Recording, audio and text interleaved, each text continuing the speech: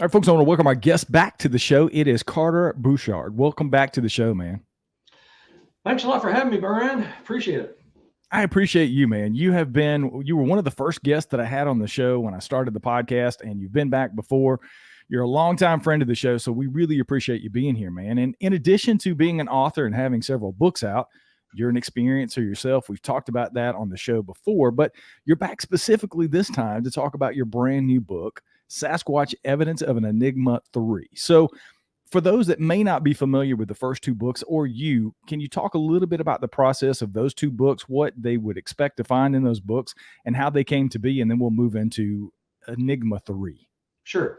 I started to write it during COVID, when COVID hit, and I had just had my 100th report published to BFRO. So I've got 100 reports, 97 to 100, depending on how you count them. But there's 100 reports. I was going, man, I got a lot of material. And all of a sudden, all these people were telling me things like, you're not going to believe this, but the conversation that starts like that. And so they started telling me about their sightings. But then they say, now here's something you're not going to believe. I said, you just told me about an event with a creature that does not exist, and you're going to tell me something else I don't believe.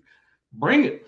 So then they started talking about the further esoteric, abstract, quantum, whatever you want to call it, paranormal type things, where they're disappearing, they're hearing disembodied voices, gibberish, chatter, all kinds of stuff. And I have all this data, but BFRO won't publish any of that kind of stuff. They sanitize some of their reports and take that stuff out of there. Well, I've got all this material. I'm trapped at home. It's COVID. Let's write a book. And that's pretty much what did it. So the first book is really a primer. If you were new to the field or just know a little bit, it's got a lot about structures. What I consider to be things that I personally believe and have experienced would be counting, conversation, voices, chatter, gibberish, speech, structures, things of that nature, very complex structures. And then as I was writing that book and I started hitting the podcasts, and yours was one of them, people started calling with all this off the wall stuff that nobody believes. Nobody will talk to anybody about it because it's too taboo. It's either the apers or the quantum. That's the factions, that. So they were telling me stuff. I went, dang, that's another book's worth, and I don't just write it to write it. I vet these people best I can. Some of them I know personally. So if I get a funny feeling, it ain't in there, because I don't want to smear my name and your name and anybody else's that's got to post my stuff. But these people are sincere, and how I come to that is because they don't want anything. They don't want any money. They don't want any name in the book. They don't want their location. They don't want nothing. They want to just talk to somebody who believes that they have had an experience that cannot be explained. Listen to all the data. We talk about it, and maybe I can explain it. And if I can't, hey, you got something. You're onto something. That cannot be explained away with, well, you must have had a bad sandwich, or it might have been a deer walking on its hind leg, or a bear or something, the typical stuff. So, and that's where the second book. Now, the third one, when I just finished, was even more bizarre, but some of it's real pedestrian stuff, like habituations, where these people are dealing with creatures 2, 3, 4, 5, 10, 20 years. They're dealing with Sasquatch living on their properties, and they're interacting, some more than others.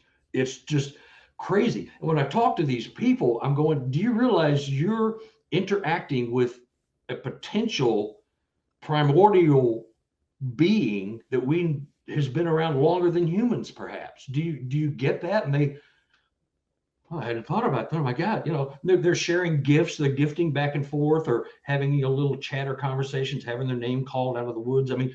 It's just crazy. And how come nobody believes this? I don't get it.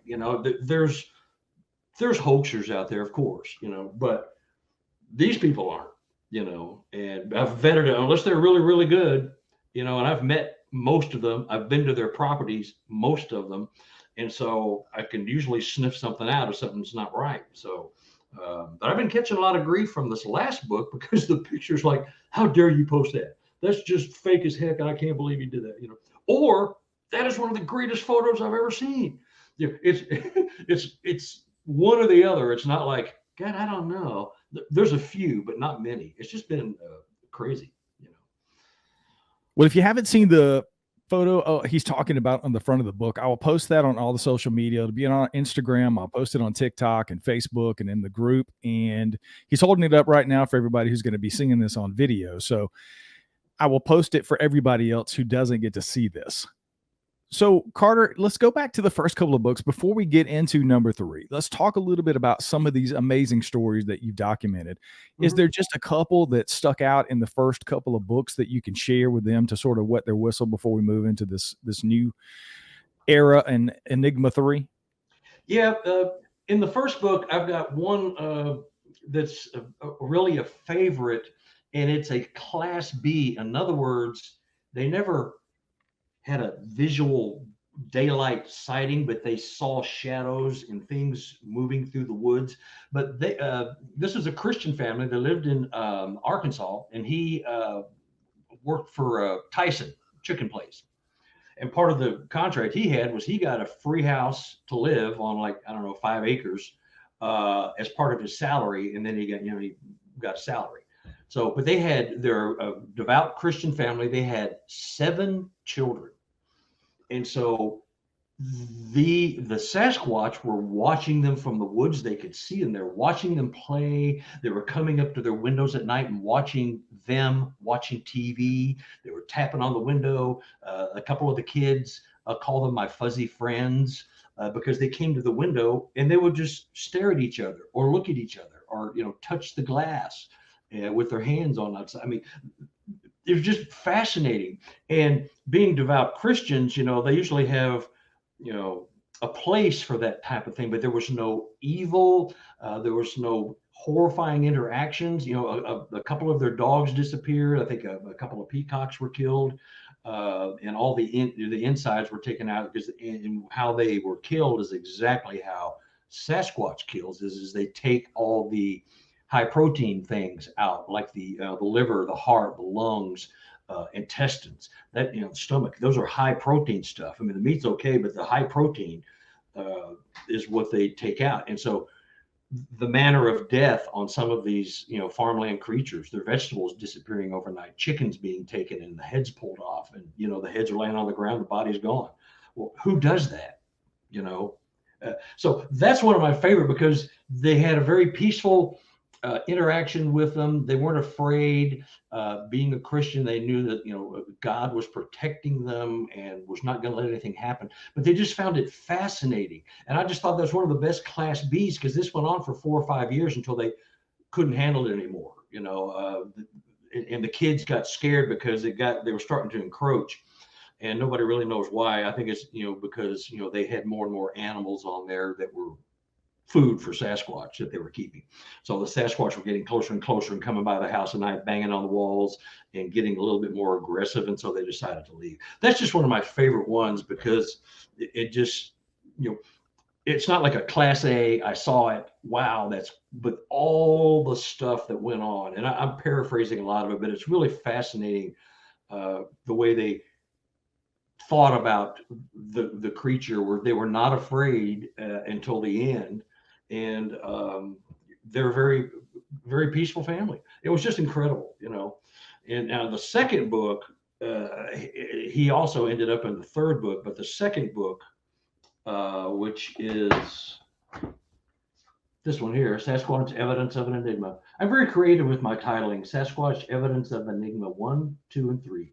I don't know how I think that up, you know. It's just incredible, you know.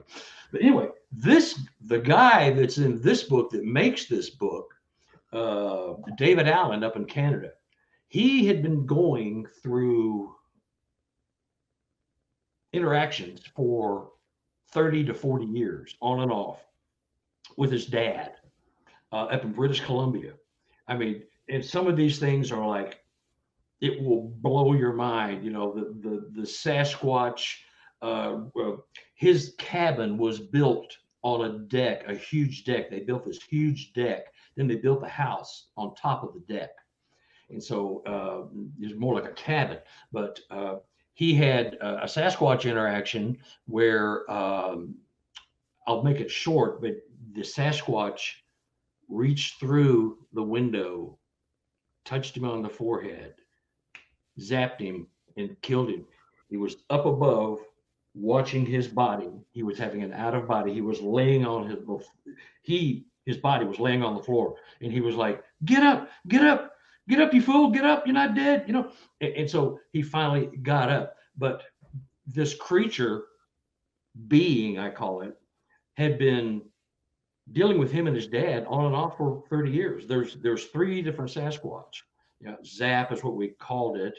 Elysia was the female, and he watched her one night doing this seductive dance and all of this with Zap out there watching. And what we determined was she was a teenager. She was, as many tribes and people do, they have the coming of age dance or coming of age party, where she was of childbearing age. And so she was doing this incredible, it looked sensual, but it had to do with a ritual that they apparently go through often. I've heard it before, but not the description I got from him. But he watched this. It was just fascinating. And he saw her. Of course, they're naked anyway, you know, but he saw her. He knew it was a female versus a male. He knew the male was a male versus a female for obvious reasons. And so he's watching all this. And this is all a learning experience for him. He's being taught. They're trying to teach him the ways of the Sasquatch. There's so many stories that he has in this book. I can't go through them all, but, you know, he and a dozen other workers, this is separate from this event, went on a tree planting trip up into the forest. One of the big lumber companies had hired, got 12 guys together. So him and his little group of 6 went to one area, a group of 6 more went to another area. And long story short, these guys decided to go further and further than they were supposed to go. They got chased out of the forest. Their hair was literally standing on end for an hour after they got out of the forest. You know, and there's a drawing in the book of Sibylla Irwin does all my drawings, and she did. It was incredible. And when you hear that, you're going, "You're so full of it." I mean, that didn't happen. Well, yeah, it did.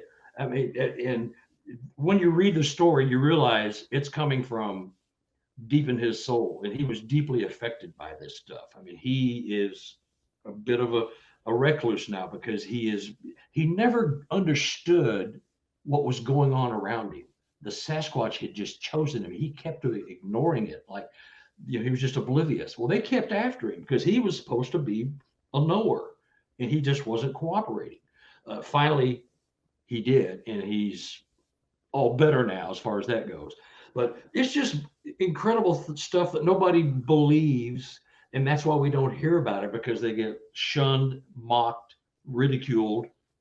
Oh yeah, let's get Bob over here for Christmas dinner. He saw a Sasquatch. He saw 5 of them. Let's get him over here and have a good time.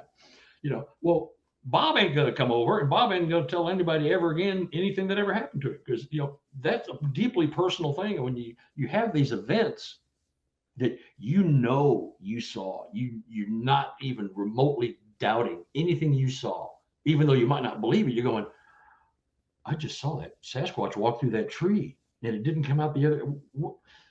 You know, so all of a sudden we're educated from the day we were born till you're 22 or 3, how the world is. So you got to undo 20 years of education. UFOs don't exist. Sasquatch don't exist. Mothman doesn't exist. Oh, wait, the government was lying. UFOs do exist. So then you have to go back and like, well, if they were lying about that, what's the deal with Sasquatch? You know, it creates turmoil, inner turmoil and confusion with a lot of people because they don't know what to do. Did this happen to me? Was I on drugs and I just didn't know it? Was I having a momentary mental lapse? Yeah. People hearing this right now are going to be going, oh, that sounds like my Uncle Robert. That happened to him. He told us, you know, everybody right now, Brian, you know somebody, I know somebody that is having or just had an experience and they're not going to say anything. I mean, somewhere in your circle of friends or your friend's friends, you know what I mean? This is happening and it's just getting swept under the rug, by the government and the paper companies and science. So that's where these people come from, and it's just, and they keep contacting me. I get one a week. I heard you. I want to talk. I got something to tell you. You're not going to believe it. And it's just, you know, I won't say the books write themselves, but you have to read through some. There are some crackpots, that do contact you, and there's a way to interview somebody, as you can interact, ask them the same question 6 different ways, and they're going to trip up. All of these people, the stories they tell are identical to what they told other people in other podcasts if they got on a podcast, or what they told Sibylla, or maybe you've interviewed people. I don't know, but the stories match, and hoaxers don't do that, and they don't get emotional and cry and really let you see how vulnerable they are. Some of these people, you're just going, oh my God, I want to give you a hug. I can't. I mean, I feel bad because they're so damaged by some of these events, depending on your upbringing. If you're religious, or if you're an old hippie, or everybody has different, belief systems that kind of, are the root of their essence, and so depending on how wrapped up you are and what you think, this stuff makes you throw it out the window and start all over. Yeah, that's happened to me over and over this year. For some reason, the beginning of the year, I've just been in this weird headspace about the Bigfoot thing because I've interviewed so many people. We've talked about so many things. We're having weird things go on the property here, which we may talk a little bit about later. But I have people coming to me with evidence, right? This kid out in Wisconsin, I just interviewed him a couple of days ago. His show, it's January 30th as we record this. His show will be out this coming Friday. So he sent me some videos, and it looked like a bunch of pareidolia, to be honest with you. The pictures, the videos it looked like there was a there. I asked him if it was okay if I posted some of those on social media, and I did. And one of the ones that I posted, it says Sasquatch filmed in Wisconsin with a question mark. On my TikTok is at like 336,000 views right now. And everybody's got an opinion on it, right?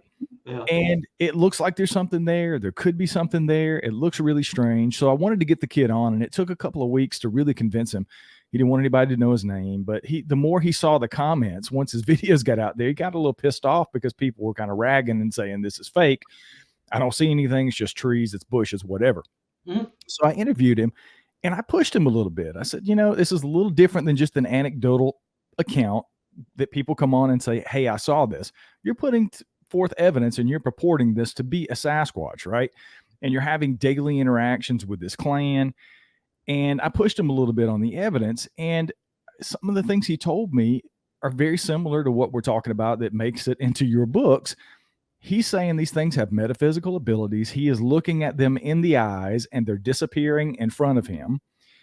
Sometimes he's manifesting as just a pair of legs walking around, or a head walking around, and it's just this really weird stuff. And I'm talking to him, and I'm kind of I'm scratching my head going, is this kid really seeing this stuff? But he's, like you said, he's very genuine, and he's just like, I can't explain it, but I'm seeing this. So I get where you're coming from with these books. And a lot of people that are flesh and blood apers, they're going to hear this and they're going to say it's all 100% bullshit. None of it's real. Yeah. Those aren't real encounters. And I get that. But I think I know I entered this year saying we've got to take another look at this. I had Ron Moorhead back on the show a couple of weeks ago. And the more I talked to Ron, obviously he's got a lot of quantum theories about quantum entanglement. And then I have another conversation with somebody else who believes in quantum entanglement. And then I start experiencing weird things myself that I can't explain here. So I don't know, but obviously you have a third book. So let's dive into that. Was this book specifically about one story, or is there multiple stories in it? Let's talk about evidence of an Enigma 3. Yeah, it is about multiple stories. And the cover I'm showing you has gotten me more grief or praise than I can shake a stick at. And this person called me in January. What is today? This is 2023. They called me January 2021 and sent me this photo of, now the only photo I had at the time was this hand photo. That hand photo. And that is just a really good photo. Now you really can't tell, but if you look at the picture, it's the same background. It's the same camera. The only difference, 4 seconds. The Sasquatch, the hunter, my property owner, co-property owner, he walked through at 3:15 and 36 seconds. He tripped the camera. They have about 30 cameras out there. And so every 2, 3, 4 weeks, they'll go by and swap out cards, swap batteries, just check and make sure they're working. And that's just a routine thing they do. And I've been out there. They have 30 some odd cameras, and they have them in triangular situations. So like one camera's facing another camera who's facing another camera, so you don't miss anything. This one here is just facing an opening, so they can monitor in the very back. Over here is a feeding station. So they want to monitor that, see what they're getting. The Sasquatch hand photo was taken 4 seconds later. 3:12 in the afternoon and 36 seconds when the preacher walked by. The hand photo was taken at 3:12 and 40 seconds. He never saw it. He never sensed it. He never heard it. They have at other times on the property, they have 2 properties, but this time it just showed up. I think if you look at the book, and I'll send you a copy, Brian. This camera was bumped. Now let's tick off the apers real good here. I think one explanation is that this thing materialized right behind where he had just walked. It bumped the camera. If you look up here in the upper right, these trees look to be moving this direction, like they're blowing, but there's no wind that day.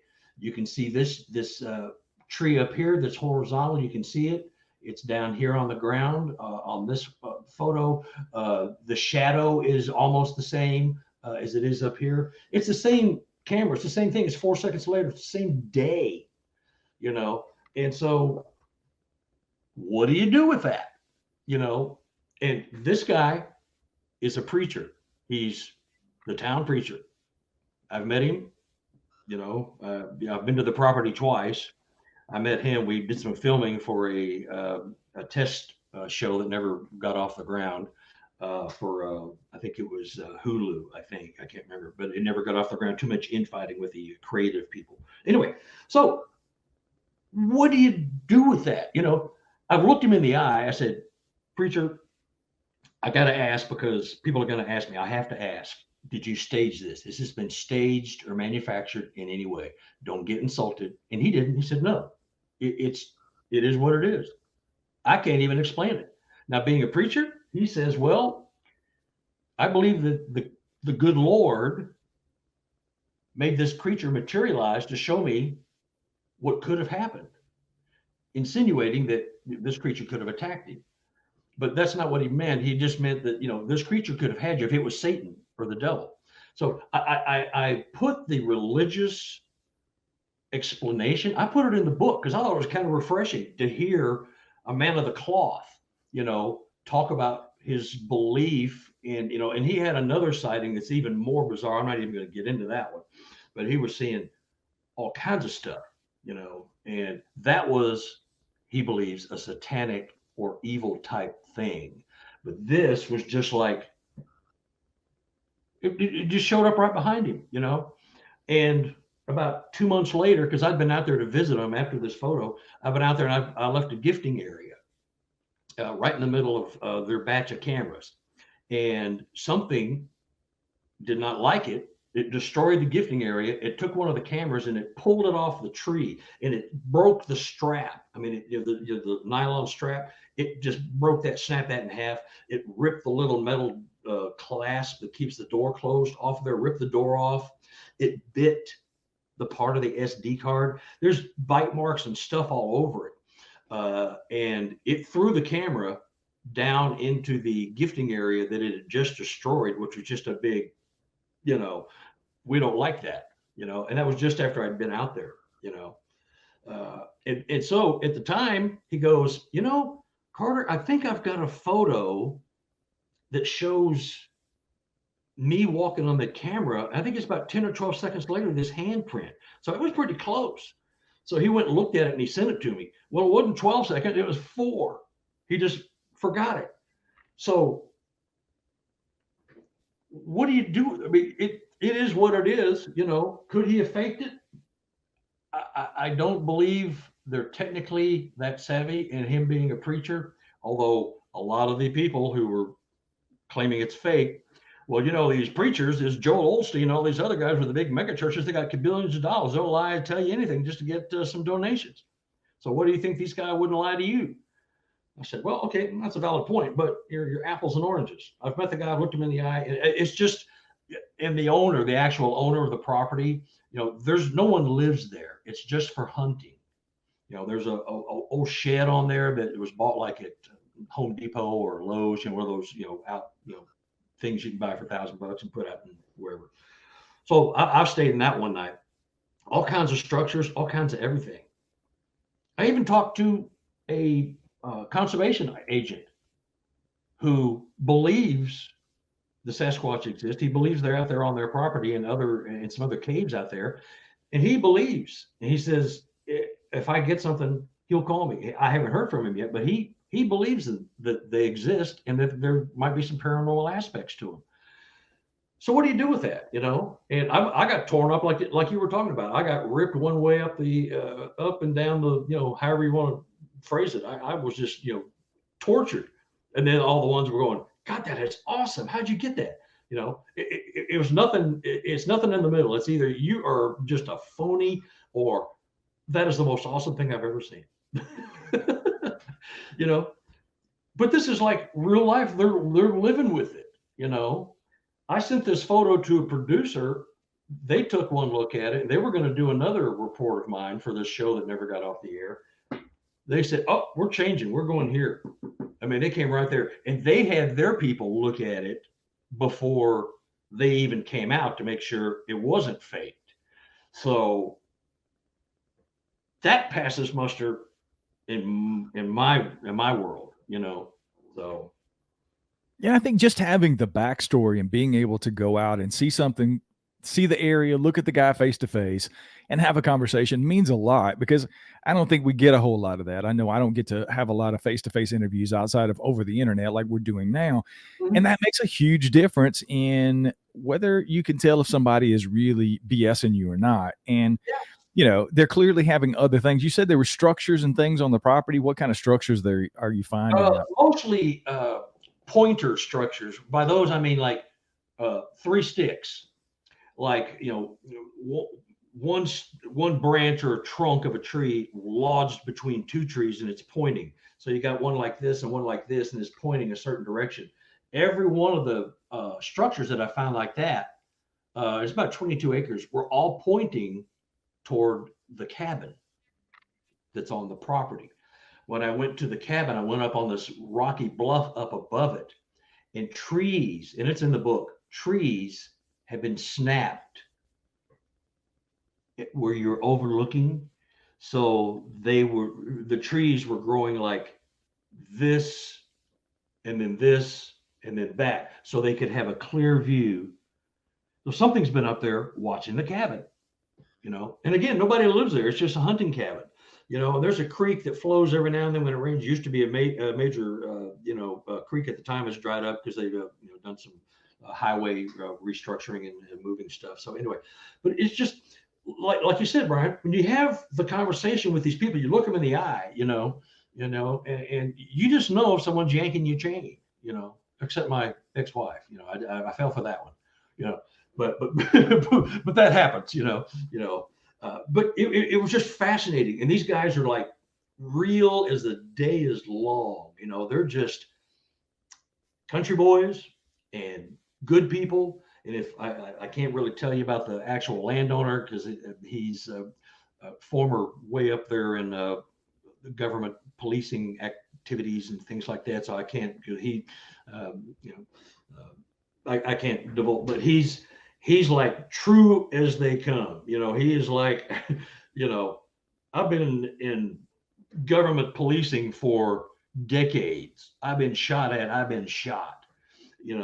I don't have time to be jacking with this. I don't even really want this to be true, but apparently it is. So what do you think this is?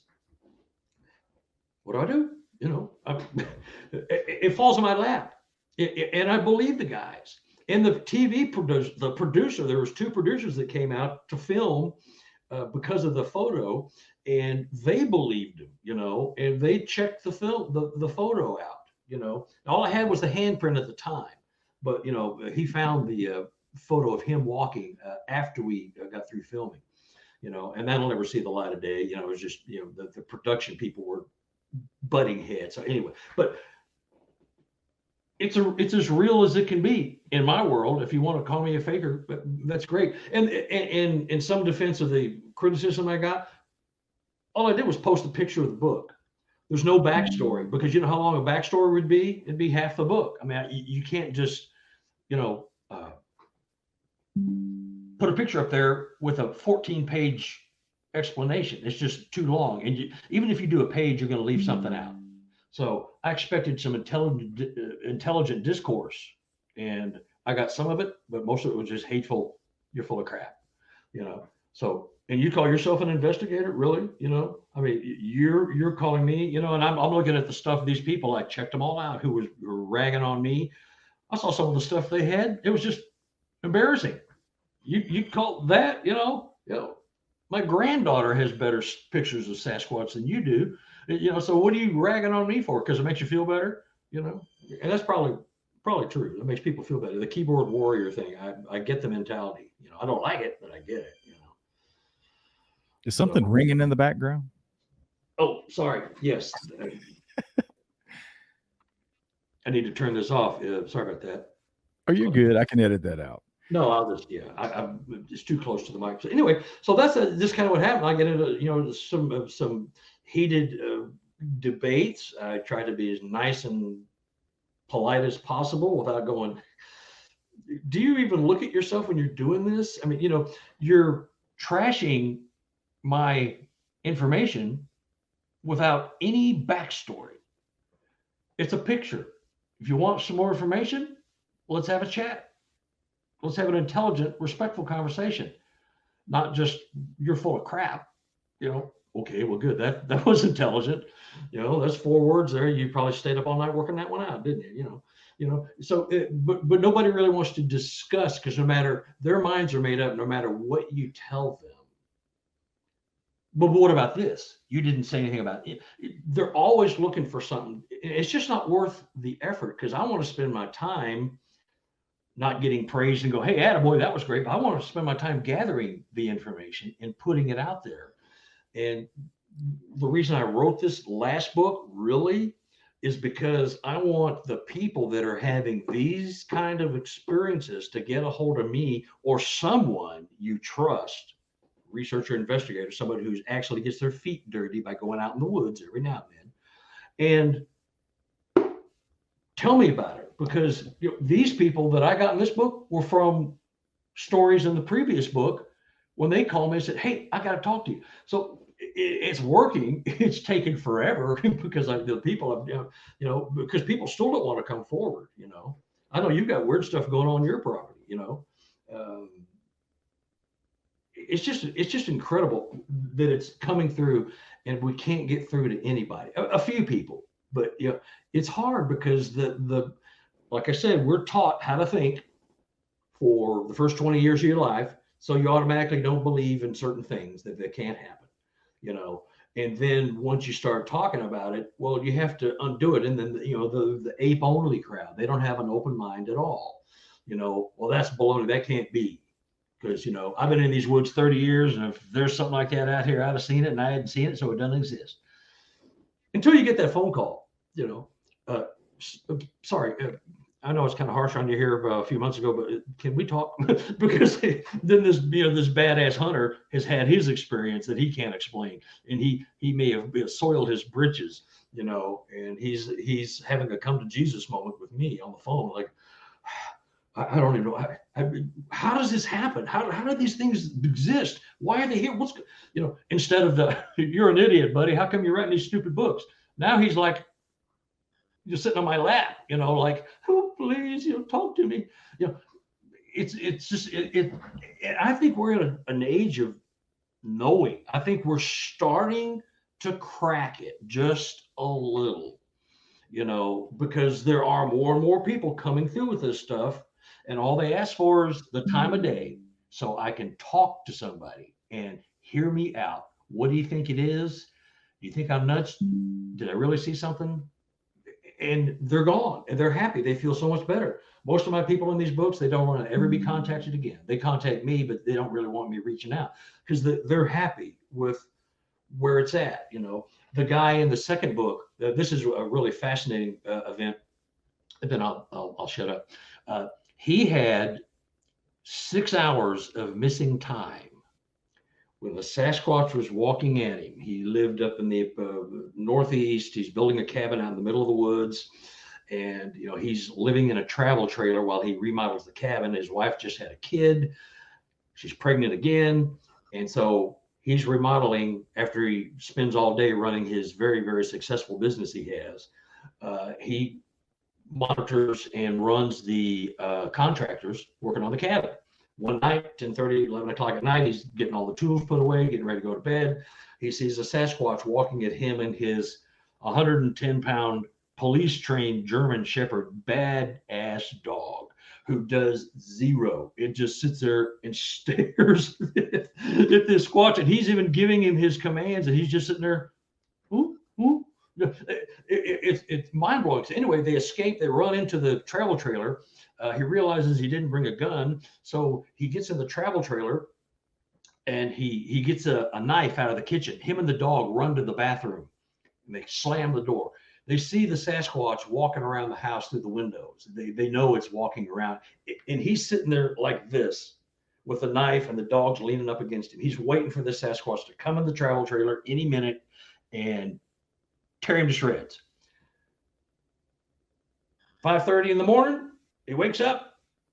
He hears all this noise outside. It's the workers getting to the house to work. He's still sitting like this, like it just happened. He's not tight, tense. How you sit in a certain position for a while. You're just like, oh, yeah. It's like it just happened. He's like refreshed. The dog is like in a trance. It's just staring straight ahead. They sat like that for 6 hours, 10:30, 11 o'clock at night till 5:30 in the morning. And that's when his wife shows up to cook breakfast for him. They spend time, together for a little bit. Then he goes to work, and then he comes back home from work to the cabin and starts running the guys at night and make sure everything's all done at night. So 6 hours of missing time. And I've been hypnotically regressed. So I tell the guy, if you really want to know, and he interrupts me, I don't want to know. My life is boring. I like boring. This happened. I wanted to share it with you. And I suggested, and I gave him the name of some regressionist hypnotists. He didn't want to know.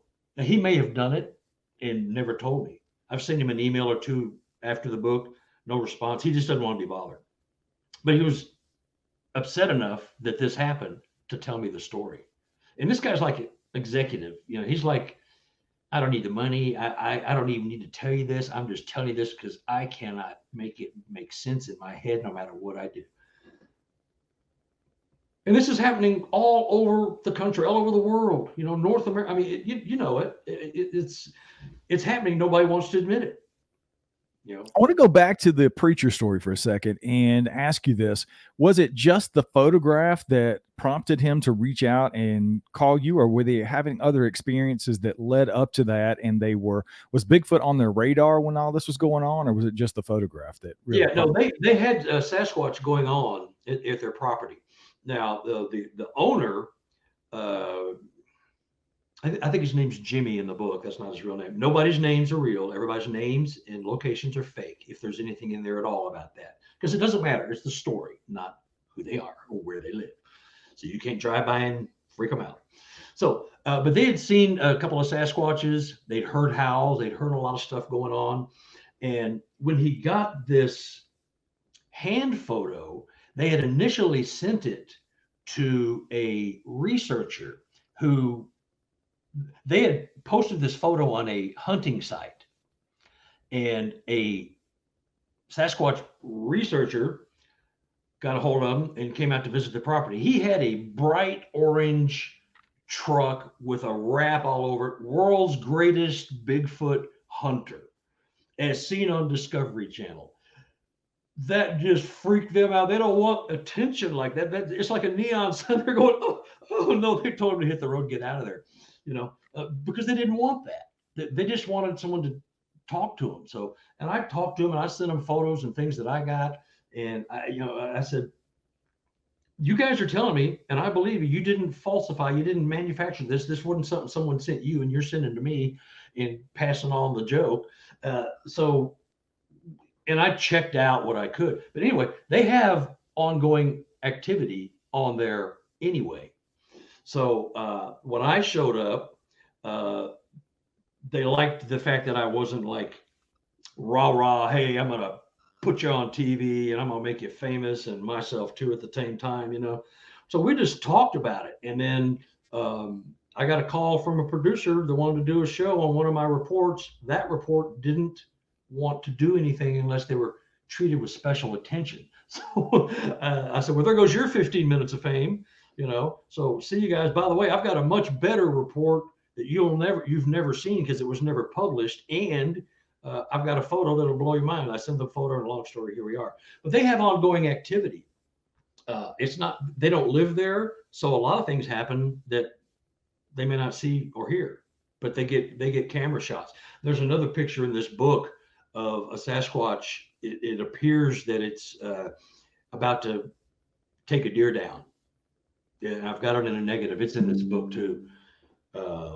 It's crazy. Yeah, but they have things going on, and I believe them that they aren't pranking me and they're not falsifying it or trying to, because they don't want anything. That's the whole thing with hoaxing. They always want something. They want to post a photo and get 10,000 likes and look at me, look what I did. Gosh dang, I pulled it over on them. They want attention, and their story, if you ask them, they can't give it to you verbatim because it's always going to change because it isn't real. They might get some of the things ready in order, but they're always going to forget because you're always trying to think ahead, So, but yeah, they have ongoing activity.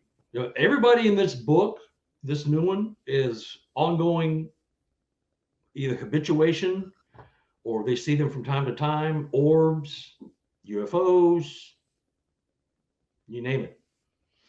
Well, let's get into that. That's not the only person that's made it into the book. So talk about some of those other cases that have made it into the book, and what are they experiencing at these habituation sites? Okay, I'm going to get, here's a good one.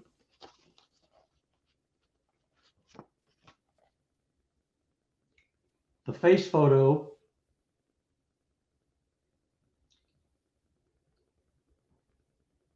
Look at that. Now this family, they are one of the families I was telling you about where they're like 3 or 4 generations, and they're the uncle. And so they got me, and I've been out with them at night before. If they are magnets, I mean, it's just bizarre, but I believe that to be the case with some people that are chosen by Sasquatch clans. Anyway, they grow vegetables, and they have these big giant greenhouses that are made with heavy duty rolls of plastic, pliable like tarps, and they stretch it over a Quonset hut like poles, but they're all like Quonset huts, and so they have 3 of them. Well, something had been getting in and eating the strawberries in one of the greenhouses and the tops off the radishes, not the radishes themselves, but the tops. That's a culinary delight I'm not going to try.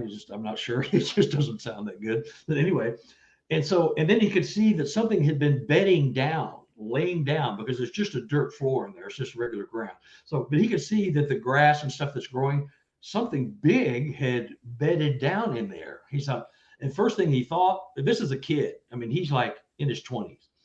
And he thought like they live in a very rural area, and it's not uncommon for rural people to steal from rural people, come and steal your firewood or vegetables off the vine, or, a cooler off your, it happens a lot. So he thought somebody was coming in and stealing vegetables, and they do this to make a living. So it was very important that this stuff stop. So one night he hears a noise and he gets a flashlight and he said, well, screw that. I need both hands. So he takes his phone because that's going to be his flashlight. And he heads for the greenhouse. As he's leaving his house, he starts hearing screams and yells from Sasquatch all around the house, and they're aware that the Sasquatch are there. I'll go back. The Sasquatch watch their family all the time. They don't even make any effort to hide themselves half the time. They walk around the forest and look behind a tree and just stand there, watch them doing stuff. Anyway, so they're aware that they're there. So anyway, as he's headed to the greenhouse, he hears all this screaming and he's getting closer, and then he hears some screaming coming from inside the greenhouse. He's going, well, I don't know, I don't know, but he's more pissed than anything because someone's robbing him, So as he hits the door blows open, and a juvenile Sasquatch runs right by him. It brushes up against him. That's the first time I ever talked to this guy, was telling me that story. He said, I've met him. He's probably, I'm 6'2". He's probably a little under 6.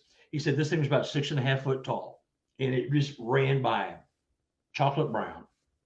I mean, what do you do with a story like that? Who could even tell you a story like that, And so I go out there to visit the family because, I was introduced to him through my original witness, who's part of the extended family, and he lives in another area, South Missouri. Anyway, so I go out there to visit him, and I go through, I meet the entire family. This is weird. I meet 9 family members. 3 separate households, plus the household I'm at. 9 people show up. All of them start pulling out their phones, showing me pictures of Sasquatch and footprints. They all have all this activity going on in this little farming area. It's crazy. And so fast forward to about 2 weeks ago, where that face I just gave you, he hears noises again. So he goes out, and that face, where'd it go? This face was on the inside of the greenhouse. Now they have heaters, propane heaters that they run, and it was very, very, very, very cold where this was. And so they have heaters running in to keep the vegetables alive. Well, this is a juvenile Sasquatch. In fact, he emailed me this morning and said he'd seen him yet again. It hangs around their property all the time. This creature put its face up against the plastic, all the condensation in there from the heat and the moisture, and the 0 degrees on the outside is making condensation. So it's got a beautiful face print. I mean, it's a face print. It's a Sasquatch. You can see the hair, receding, going back off the eyes are just empty sockets there because, the eyes are deep set. It's pushing up against the plastic to see if they're coming, because every time he gets in that greenhouse, he makes noise or something happens, the dogs bark and they wake him up. And so he's looking out. And that picture is an awesome photo. I'd almost rather have that than a fuzzy photo of a Sasquatch from behind a tree. You know what I mean? It was just like, and the photo is about 10 inches. It's almost circular. It's about 10 inches.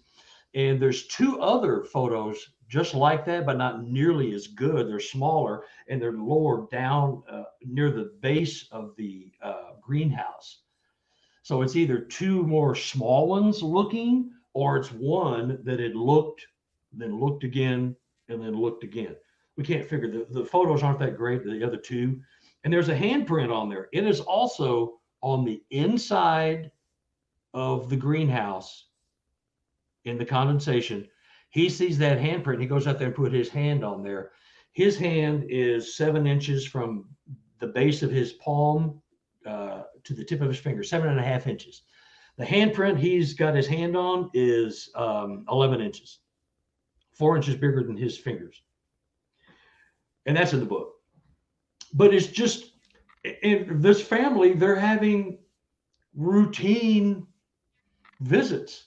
There's 5 or 6 that they see all the time, a male, female, probably the couple, 2 juveniles that are about 6 foot, 6.5, 6 foot, and then a smaller one in the 4 foot range. And they just kind of walk around and watch them. They'll be behind a tree, they'll peek, or sometimes they'll just watch them. Watch what they're doing. They're feeding all the chickens and mowing the yard or whatever. They just watch them. They're fascinated with the human interactions. So that's another person that's in the book. And that photo is mind blowing. I don't care. You could say what you want, but that is it looks like somebody wearing goggles is what it looks like, But if you met this kid, I mean, he's just as spooked and freaked and honest as the day is long. I mean, he's just one of the, you know what I mean? When you meet people like that, you just know, and I would not put any kind of fakery on these people at all at any time, And so, but stuff just falls in my lap, because I'm listening to people and I'm not insulting them. That's what I get out of all of this, is that they're going, well, thank you for listening to me. God, the last guy or the last girl or the last woman, or where, they're just going through these horror stories, or my wife or my husband or, my coworkers, whatever, they just ridicule me. And so I'm a soft place to land. Just talk to me, and when it's evidence, this means nothing to science or the government. They'll look at that and go, that's nothing. That's not scientific evidence. It's evidence that something is happening to this person and to this family. You may not call it evidence because you're kind of high and mighty and kind of stuck up and, you're full of education. I'm happy for you. How many letters do you have by your name? I'm really impressed. That's cool. But this is the grassroots version of evidence. I've got video, Brian, I got a video. You'll be a changed man if I could show you a video that I have. I mean, there's things out there that people do have. I can't show it because I said I wouldn't, and I won't. But there's evidence out there. So this is when people show you pictures of a blurry face or all that other kind of stuff. They can change their vibrational frequency. All they have to do is vibrate just a little bit, make themselves out of focus. You might be looking right at them, and all of a sudden you got a blur, and you got to draw a red circle around it. Because, well, it's there. I've been with people that have taken a picture, and I can see the photo. I see what they're looking at in person, but when you look at the photo, it's not remotely valid. I mean, most of the photos you see are kind of useless. You know what I'm talking about. And so, but when I'm with somebody who has taken a photo and I'm looking, well, that's a big boy there. That's a shadow that's sure moving. It's sure, I mean, you're looking at something, but the photo is nothing. It's garbage. But, number one, they're moving. Number two, you're not prepared. So your hand is shaking. Did I tell you the story about the guy, a photographer that was hired to take a photo in Houston, Sam Houston State Forest in Texas? He was a professional photographer. He had been all over the world taking photos of war-torn countries and people dying and getting blown. He'd been all over taking all kinds of photos. So he was working for the Texas Monthly Magazine, which is a huge magazine down in Texas. It's like Time Magazine for Texas. It's a big deal. So he was going to Sam Houston State Forest to take a picture of a certain species of pine tree that has certain kind of weird needles. And they wanted to get a photo of the sun setting, filtering through the pine needles. And so he was there to take a picture. He was waiting at a clear cut about 20, 30 foot wide between where they cut the forest right in the middle for the power lines and stuff. He's sitting there waiting, looking at his watch, just waiting for time to be there. A Sasquatch walks out of the forest. They're just staring at each other. But what does he do? He freezes. He has a camera in his hand, probably a $2,000 camera. He's got another spare around his neck. He can't take a photo. He's a professional, you know, and that's what happened to us regular folks. We go, click, you know, oh, I got my thumb. Oh, you know, it's just, he couldn't do it. And he's a hired professional. He was getting, you know, several $1,000 just to take a picture of a freaking tree. And his Sasquatch walks out of the woods. You know, and then after he's through taking the picture, the Sasquatch starts throwing tree limbs out of the forest at him. So he goes, well, I'm out of here. He's gone. So when you're a professional and you can't get a photo, what are the rest of us mere mortals going to do? You know what I mean? I mean, but that's how it is. You know, I mean, you see it and you're just going, and by the time you decide to take a picture, it's gone, or it's a crappy photo. You know, so that's why we don't get photos. I mean, you know, among other reasons, you know, and the professional photographer, and he says, I'm embarrassed. I'm standing right there. I'm looking at a Sasquatch. I thought it was a bear. Then it stood up. It wasn't no bear. He just couldn't do it. So, you know, what happens? You know, we're stuck. You know, then I get this, you know, photo from the preacher. You know, but it wasn't him. It was a trail camera. He wasn't there. It was a trail camera. You know, and so and there's some other photos they've got that are interesting. I mean, they're probably Sasquatch. They're, you know, okay, but they're not like this. You know, so there's something you talked about with that story in particular. I want to go back to just in general is gifting. You said that you set up a gifting spot and this thing came in and destroyed the camera. That's what, as we're recording this yesterday, I posted on social media that I had put out on my little gifting stump where I believe I was left a turtle shell. And there's this whole story that people can follow on the Instagram and the TikTok. But I went out there and we've had a couple of days of rain and I hadn't walked the dogs and hiked them in that area until yesterday. And when I go by the stump, I had to put a little jar of sun butter, which is basically sunflower seeds ground up into like peanut butter. Mm-hmm. And it's gone. The apple's still there that I put on a stick. I've got a little rock there. The rock's undisturbed. I put another turtle shell out there, but the sun butter is gone. Something picked it up and took it. It's a mason jar. Now, it was a small mason jar. It wasn't a big mason jar, and I'd had it stuck down in this little hole behind where the apple is stuck down in this little, it's like an old cedar stump that's really mushy and soft, right? Yeah. And I walked past there yesterday with the dogs and I'm like, holy shit, my sun butter's gone. And I have a trail cam 30 feet away, but I didn't have the SD card in it and I didn't have any batteries in it because the batteries went dead. And every time I've had the camera up, nothing happens. The apple, I had an apple that had bites taken out of it. I've had apples disappear. And now I've got this mason jar of sun butter gone. Yeah. So, of course, I start posting and people are like, well, you know, I know that things can carry things off, right? Raccoons can pick things up, carry them off. Even coyotes will come by and pick things up and carry them off. I don't know many things that carry off mason jars, but I replaced it with a new jar yesterday and I set up the trail cam. I haven't pulled the SD card, but when I hiked up there today, everything's still there. But the gifting thing has always interested me because I'll be honest, I thought it was a little woo-woo at the beginning of hearing stories about it. And I thought that was a little fantastical. But the more I've talked to people with habituation sites and these things coming back onto their property, I find it very interesting. And now I've done it myself and I feel like something's happening, right? So I want to talk to you a little bit about gifting. Yeah.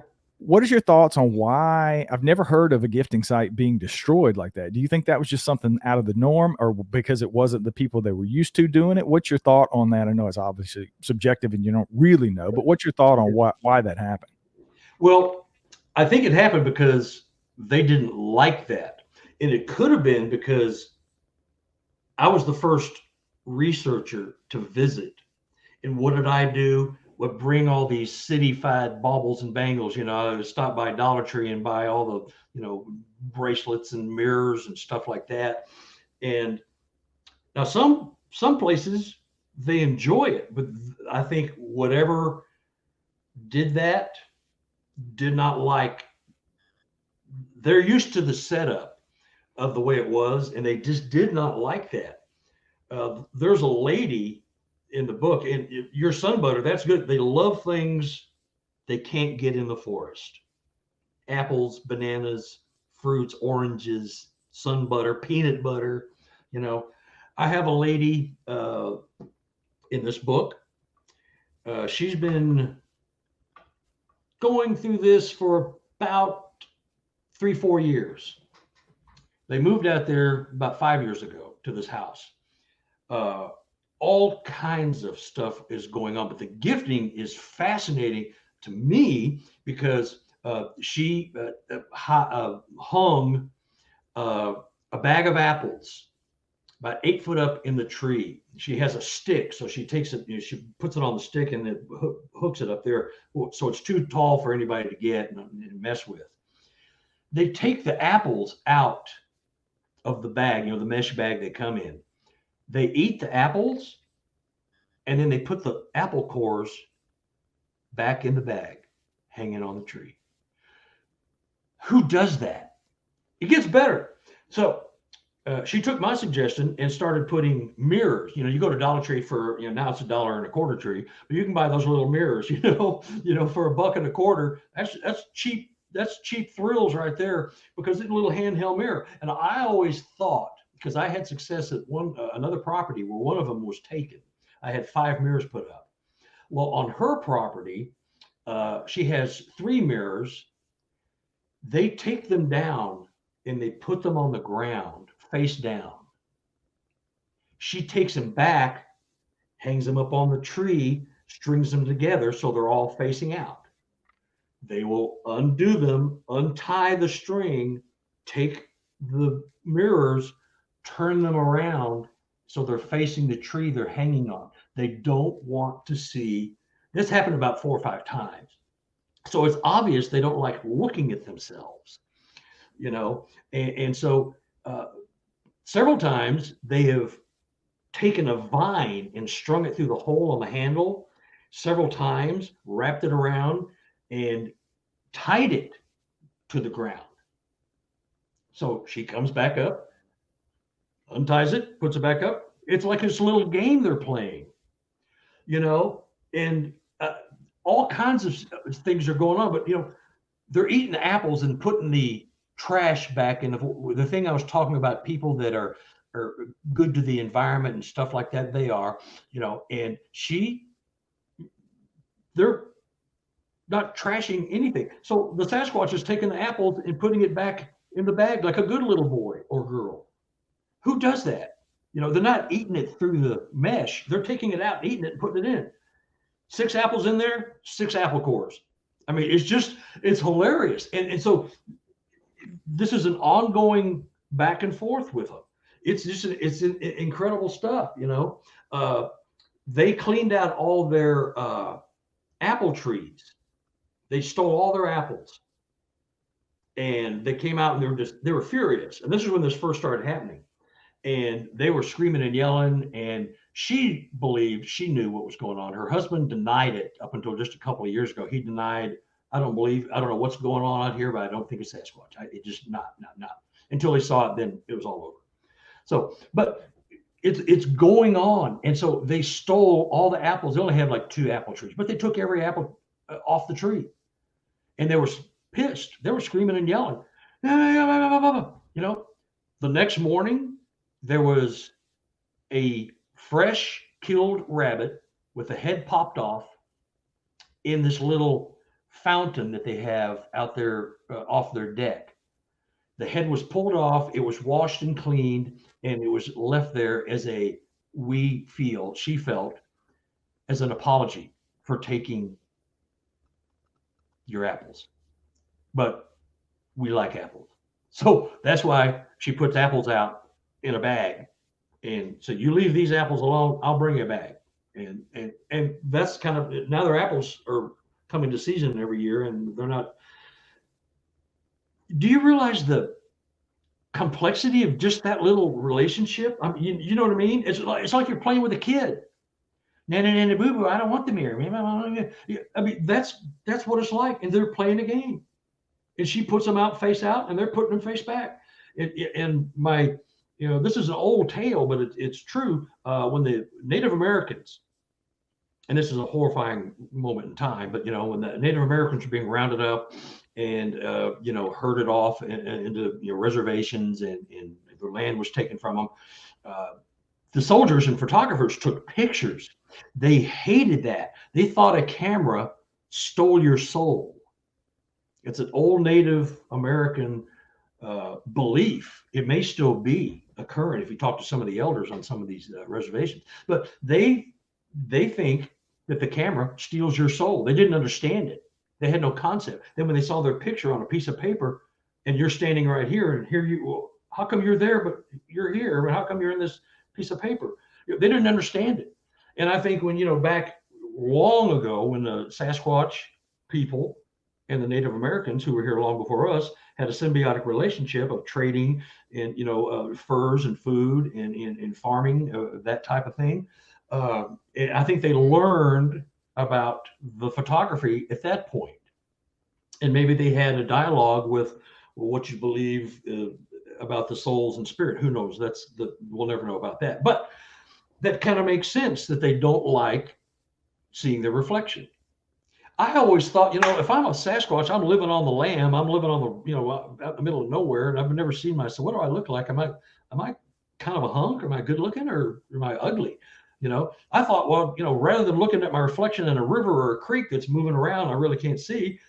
I think they'd like to see, the reflection, but maybe they don't. Maybe this one doesn't, and the one at my other property does, because they took. I put 5 mirrors up. One's gone. It's never come back.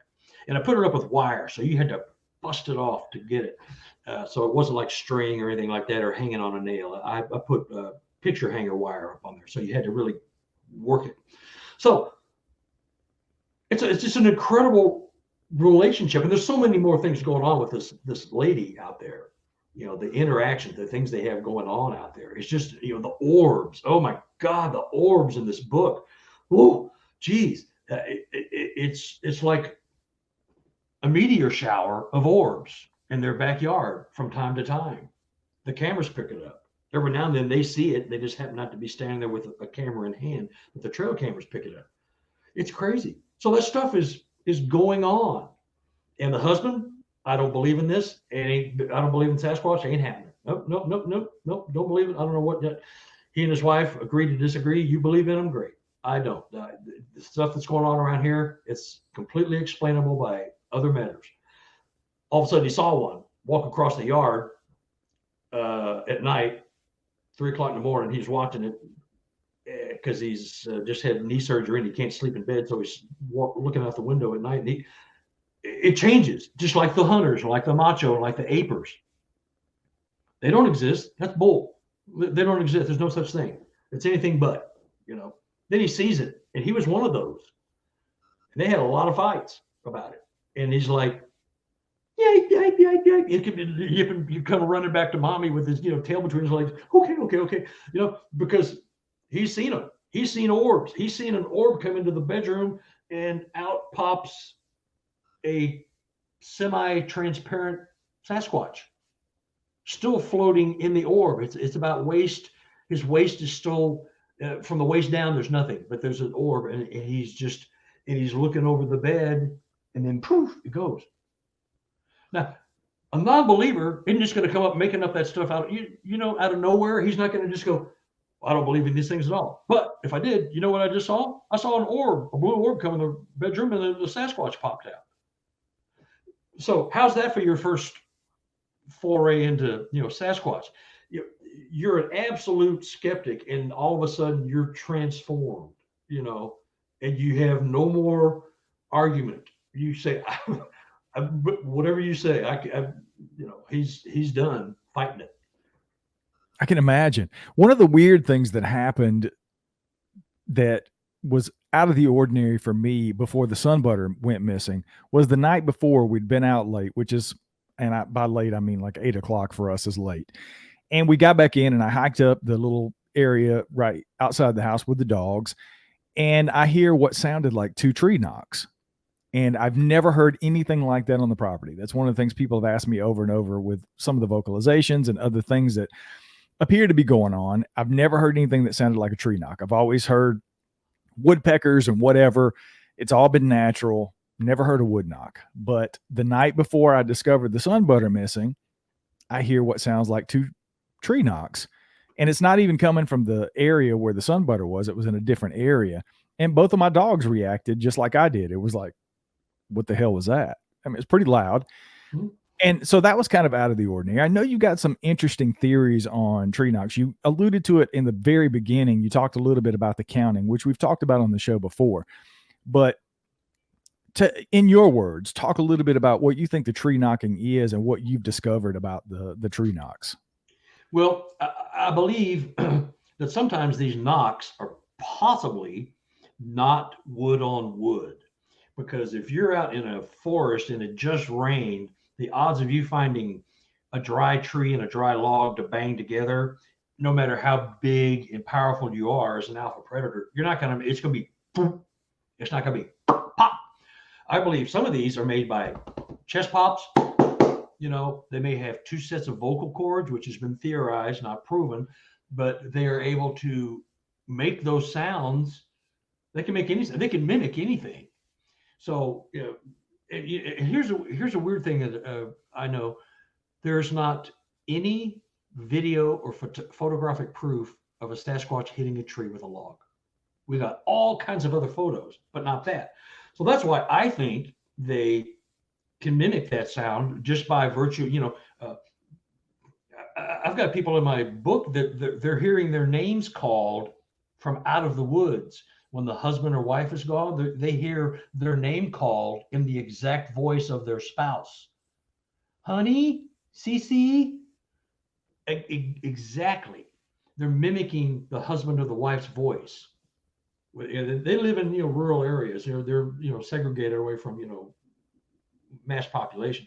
So, what are the odds of somebody mimicking your husband or your wife calling to you out of the woods using a name that only he or she uses? Like Schnookums or Poopy Bear, you know what I mean? I mean, there's terms of affection, and what do you do with that? So I believe that some of those knocks are made. I can clap pretty good if you're out in a very echoey place, and you're not ready. Was that a knock? I mean, you don't know, But I think they can make that by other means. Rock clacking is another way, Now I've had them count with a weird number of knocks, which tells me only one thing, that they're counting the group that I'm in. I've had, I was with a group of 11, me and my partner. We were on an expedition in UP, Michigan 4 years ago. We traditionally, we were on a long trail at night. There was 11 of us walking down a forest trail, and we will peel back and disappear from the back of the group and just step off into the woods and see if we're being followed, which is often, it's happened. They're paralleling you or they're following. So we just do that. So we hear this bam, bam, bam, bam, bam, bam, bam, bam, bam, bam, bam. That's me and my partner, Brian, leaving the group of 11. There's 9 knocks with the 3 groups of 3 with the people that are still there. There's the 2 more delayed and separated from the count. You have to be listening for it. And I don't want it to be what it is. It just sounds like, I've had other people go, was that 11? Was that 9? Are they counting? It sounds like they're counting, when it's dark. They're doing it. I've got several examples. That's in the second book of them counting. And then when I brought it up to a breakfast meeting in the morning after you're on an expedition, you go to eat and have breakfast, and you meet and go over the night's stuff before. And every group said, I think they did that to us, because we had 6 knocks, and it was just bizarre that everyone going, I never thought of that before. And I don't think they do it all the time, but I think, a lot of times when you pull up to an area, when you heard your knocks, how many were there? Two? Two knocks. Was it you and your wife? Just you? Just me and the two dogs. Yeah. Okay. Two dogs. But somehow, they're alerting others that there's somebody here. There's a human or dogs, or there's somebody here. I've got so many examples of that in the book, and it's just, we had a guy who was using a wood block the night before, the night I was telling him we were on that night up. He was using, how a wood block sounds with a drumstick. It's very clop, clop. It sounds like horses clopping on cobblestones, saying that sound. The next morning after that night, this guy was with a group that I took 5 people to show them this area of some incredible structures. And the knock, there was 5 knocks. There was 5 of us. It was the exact sound he made the night before. Clock, clock, clock, clock, clock. It was the same exact woodblock sound. I got 5 witnesses. These are all like experienced Sasquatch researchers, investigators for decades. Even they're going, God, that was Jim's woodblock. And he's with us. Not only was it his woodblock, but he was with us. So it was like, we're watching you. It's a little thing. Sometimes, if you're in the heat of the moment, you hear these knocks and you don't even think about putting it with something else. Not that I want it to be something else. It's just something you do. And it's just, it defies logic, but it's the way they communicate. They're communicating to tell you that there are other humans. There's game. There's another clan in the area. It's a form of communication. They communicate with structures and knocks right under our noses. We have no clue. We're walking through the woods. We hear a knock. Oh, is that a woodpecker? Or is that a tree falling? Or what was that? I don't know. Maybe it's a guy chopping wood back here. I don't know. And you just walk on and think nothing of it, because it could be an everyday sound you would hear anyway. So you think nothing of it, but it's not, So that's how they communicate, and they communicate with other clans with the structures, And the thing with the structures, when someone says, well, that's human, anybody can make those. I say, okay, well, or it fell that way naturally.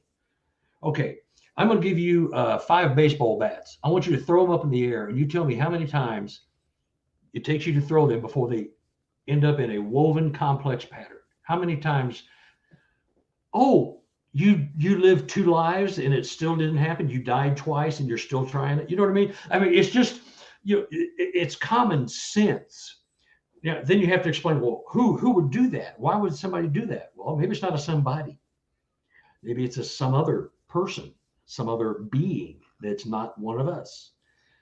And then all of a sudden you start hearing crickets, No, that can't happen. They don't do that. Well, yes, they do.